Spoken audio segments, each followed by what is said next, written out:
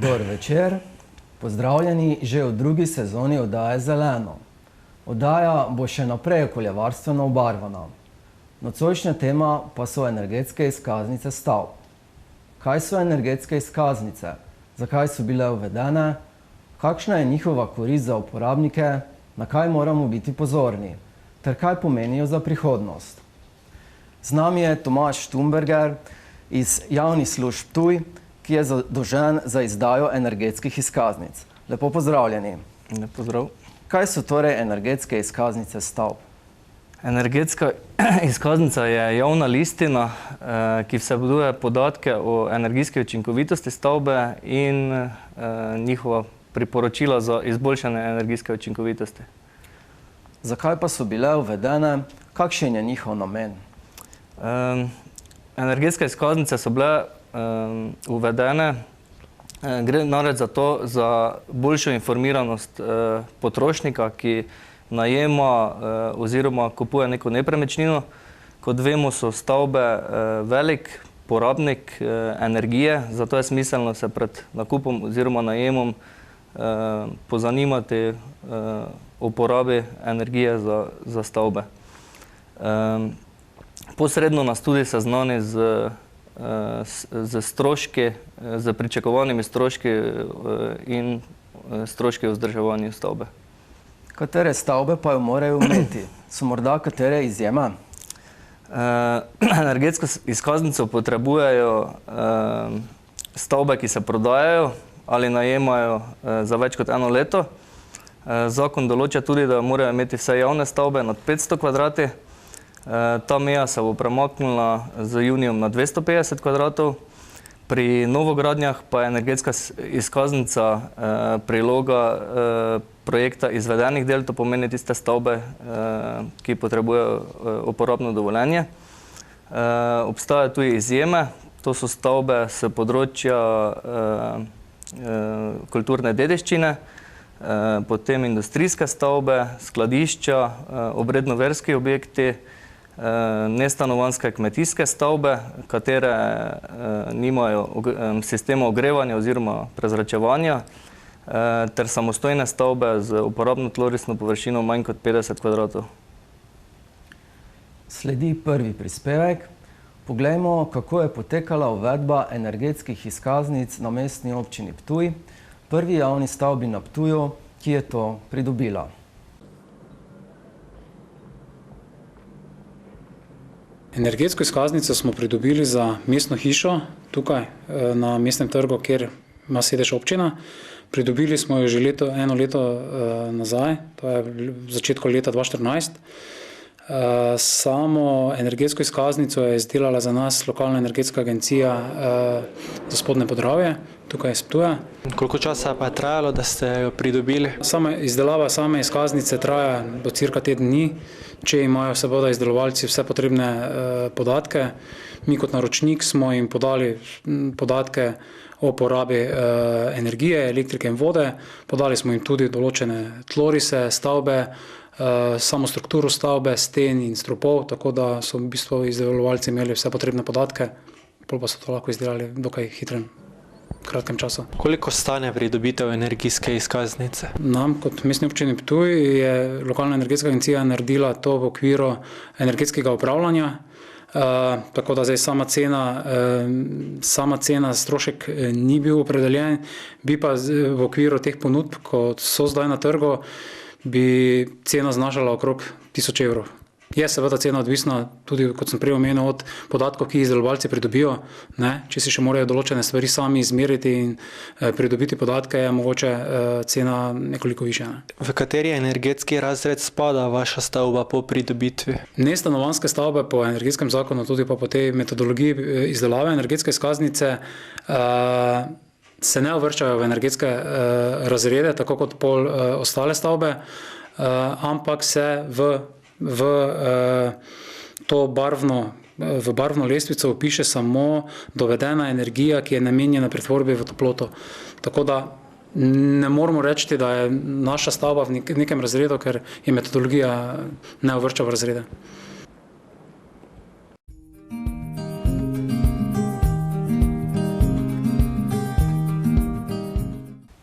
Spet smo v studiu. Kako pa poteka izdelava energetskih izkaznic? Kako dolgo traja? Energetsko izkaznico vam lahko izdelajo samo strokovnjaki, ki so licencirani s strani Ministrstva za infrastrukturo. Strokovnjaki grejo na teren, ogledajo stavbo, izvedejo meritve, nato pa razmislijo o priporočilih za izboljšanje energijske učinkovitosti. Trenutno izdelava energetske izkaznice traja nekje od 7 do 10 dni. Kje pa je možno naročiti energetsko izkaznico in koliko stane? Energetsko izkaznico lahko naročite pri izdajateljih energetskih izkaznic, ki morajo biti prav tako licencirani z strani Ministrstva za infrastrukturo. Na Ptuju nas je trenutno, mislim, da 5 ali 6. Glede cene energetske izkaznice pa se cene zelo razlikujejo. Dejansko vpliva na ceno več faktorjev. Ministrstvo je postavilo nekaj najnižje cene za stanovanjske, oziroma najvišje cene za stanovanjske objekte,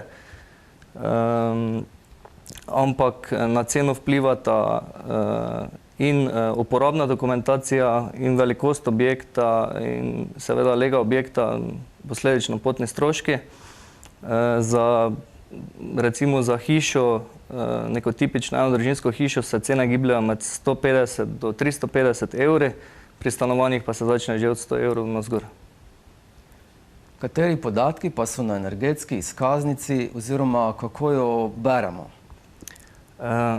Na energetski izkaznici so podatki, so pravzaprav kazalniki energijske učinkovitosti stavbe, potem so podatki o emisijah oziroma izpustih ogljikovega dioksida ter priporočila za izboljšanje energijske učinkovitosti. Poznamo dve izkaznici, jaz sem danes zraven prinesel ti dve izkaznici. Poznamo računsko in pa merjeno izkaznico. To je računska izkaznica. To pa merjena izkaznica. Razlikujeta se v kazalnikih. Pri računski izkaznici imamo razrede, pri merjeni izkaznici pa tega nimamo, imamo samo barvni poltrak, iz katerega lahko razberemo, koliko energije stavba porabi dejansko. Drugi prispevek govori o energetski prenovi enot vrtca Ptuj. Pa poglejmo.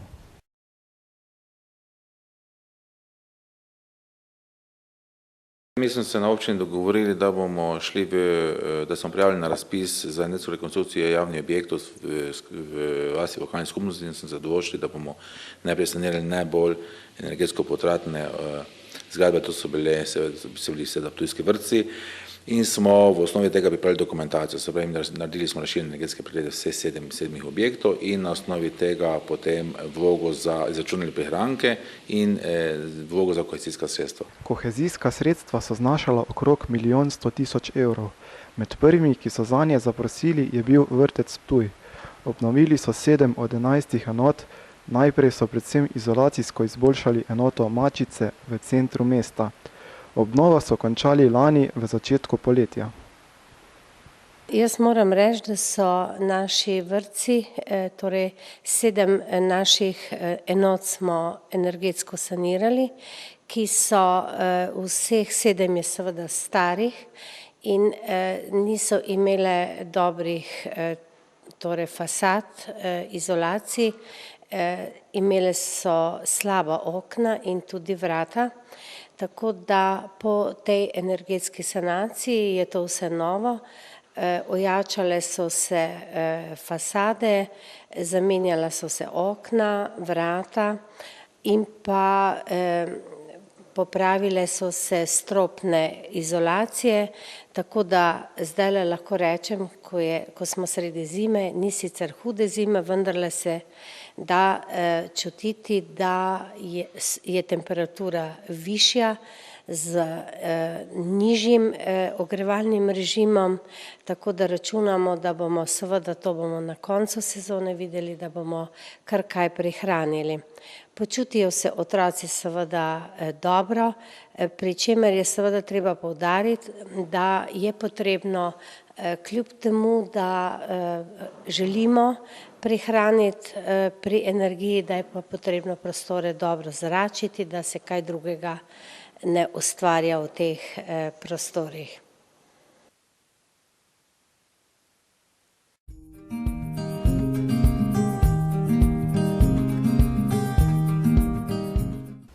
No, prej sva govorila, kateri podatki so zapisani na energetski izkaznici oziroma kako jo beremo.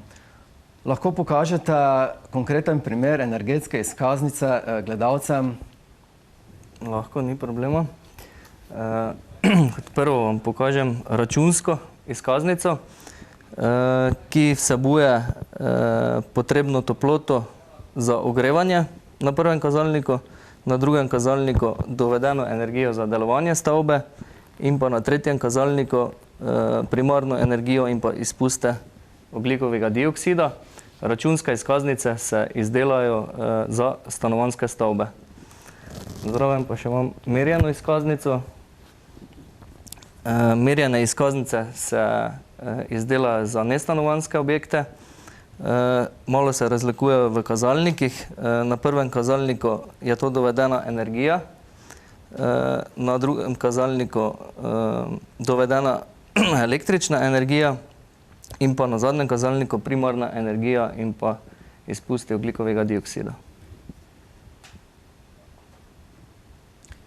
Lahko opišete konkreten primer izdelave energetske izkaznice za lastnika zasebnega stanovanja ali hiše. Kaj mora storiti?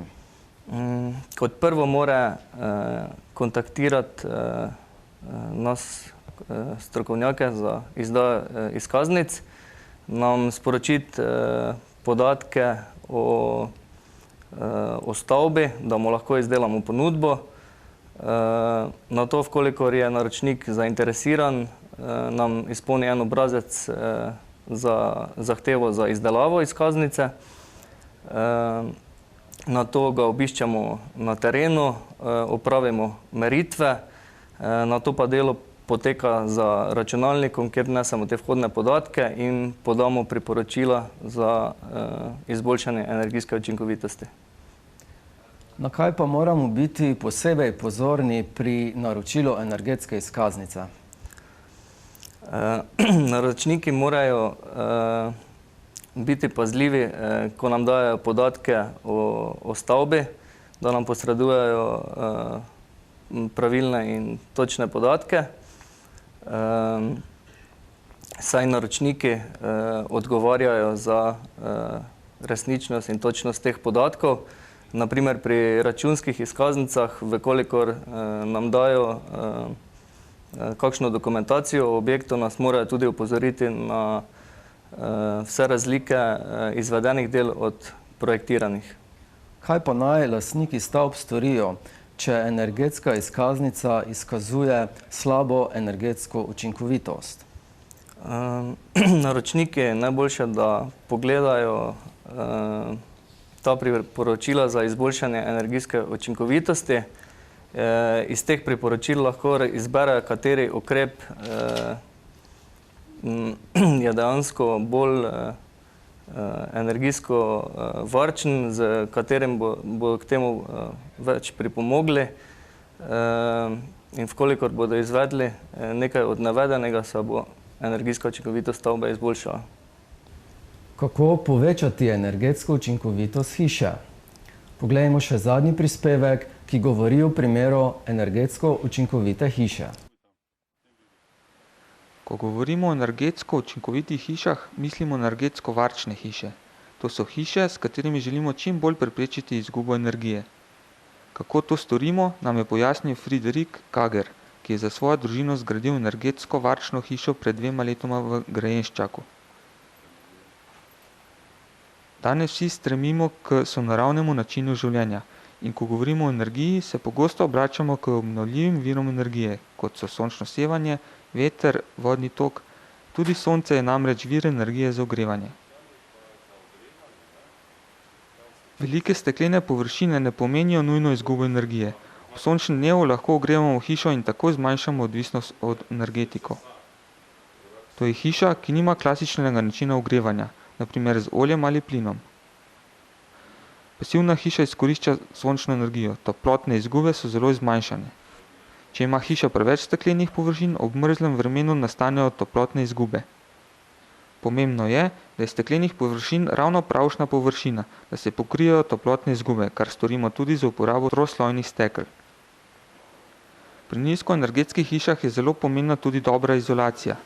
Ta je lahko iz različnih po večini neobnovljivih materialov, od ostankov nafte do biomaterialov. Z vgradnjo toplotne črpalke ne bomo le privarčevali pri stroških ogrevanja, ampak bomo tako razbremenili tudi negativni vpliv na okolje. Toplotna črpalka črpa energijo iz okolja, zato je pomembno, da je hiša dovolj dobro izolirana.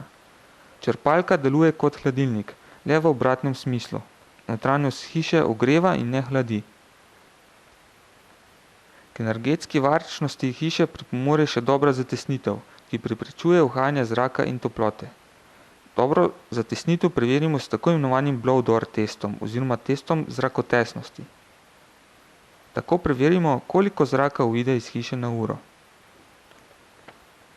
Ob vsakodnevnih aktivnostih, kot so kuhanje, tuširanje, spanje, dihanje, vnesemo v hišo ogromno vlage, zato mora imeti hiša primerno prezračevanje.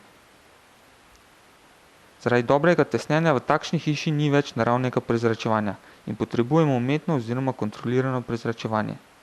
Kontrolirano prezračevanje je prezračevanje z vračanjem energije, kar pomeni, da se s kontroliranim prezračevanjem izognemo izgubi toplote, ki nastane pri naravnem prezračevanju. Hiša tako postane tudi ugodnejša za zdravje, saj s tem preprečujemo pojav plesni. Pogoj za nizkoenergetsko hišo so debele stene z dovolj izolacije, dobra zatesnitev, troslojna stekla, prava arhitektura in tehnična dovršenost gradnje. Takšna hiša zadovolji ekološke, ekonomske in bivalne potrebe človeka.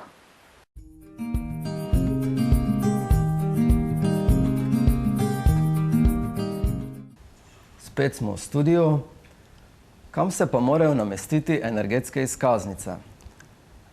Energetske izkaznice morajo biti nameščene na vidnem mestu samo v javnih stavbah, kar pa za zasebnike ni potrebno. Kaj pa, če se to ne zgodi? A so predvidene kakšne kazni? Seveda, kazni so predvidene za vse tiste javne stavbe, ki ne bodo imele tega nameščene. Potem pa kazni so tudi za tiste, ki z 1.1. je namreč bil sprejet zakon, da morajo vse stavbe, ki se prodajo oziroma najemajo za več kot 1 leto, imeti naveden energijski razred pri oglaševanju. Z marcem pa bodo morali imeti pri kupoprodajni pogodbi. Če skleneva oddajo še zadnjim vprašanjem, kaj bomo širše gledano kot skupnost pridobili z energetsko bolj učinkovitimi stavbami? Glejte, energetske izkaznice nam bodo dejansko pripomogle k temu, da bodo energijsko bolj učinkovite stavbe na trgu nepremičnin pridobile, energijsko manj učinkovite pa izgubile. Potem tudi z energetsko bolj učinkovito stavbo bomo prispevali k boljšemu okolju, saj bomo izpustili manj ogljikovega dioksida. Vse pač namreč stremi k temu, da bomo do leta 2020 začeli graditi ničenergijske stavbe, kot nam določa Evropska direktiva. Tomaž Štumberger iz Javnih služb Ptuj, hvala za vaše odgovore in gostovanje v studiu. Hvala za povabilo. Prispeli smo do konca oddaje. Upamo, da je bila za vas gledalce aktualna, koristna in zanimiva. Vabljeni pa k ogledu že prihodnje oddaje Zeleno v mesecu marcu. Hvala za vašo pozornost in nasvidenje.